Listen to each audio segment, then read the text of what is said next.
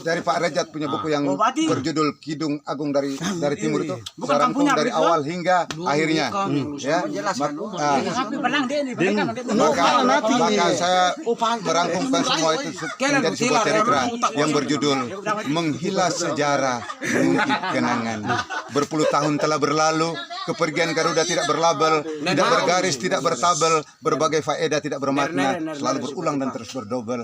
Aku ini manusia kecil, lahir di hutan, besar di kampung, pendidikan di desa, bekerja di kota. Sepanjang hidupku siap berkorban demi sesama, tidak ku kenal beban. Perjalanan hidupku penuh cobaan, yang baik dan buruk tidak kusangka, yang susah dan senang itu barang biasa, yang lahir dan batin cukup terasa, sehingga aku menjadi manusia dewasa. Dewasa hidupku berada di kota, pekerjaan yang aneh tetapi nyata. Kota kenangan ibu kota Jakarta, kota idaman Lampung Permai, kota kebanggaan Bogor yang nyaman, Tirosa Kupang kota kesayangan, Kalabahi Alor kota kemenangan, Laran Tukarenya kota ketenangan, daerah Lembata kota kedamaian. Bertahun-tahun ku rela menderita, selalu dipaksa meskipun tersiksa, seperti penjara yang tidak diperiksa.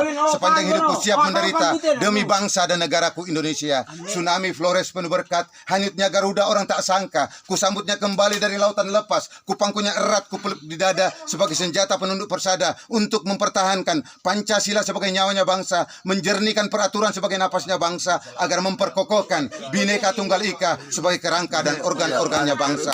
Budaya boleh berbeda-beda sesuai suku-suku dan bangsa-bangsanya, agama akan bertingkat-tingkat sesuai masa kehadirannya, namun Pancasila tetap bulat utuh mencakupi seluruh Indonesia ibarat garis khatulistiwa.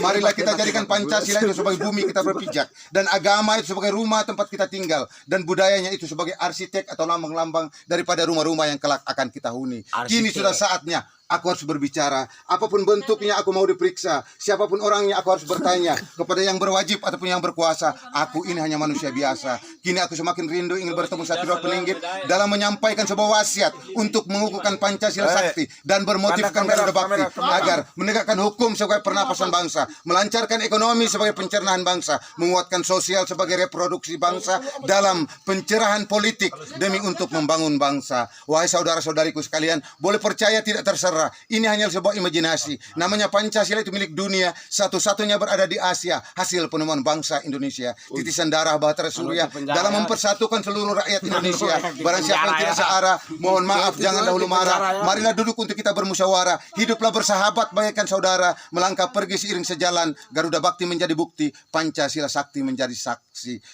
Akhir kata, paya Rian Raya, nimon roho natan kare kalau ngawang pare, obi sorong harak nateng, naku bale wati daten.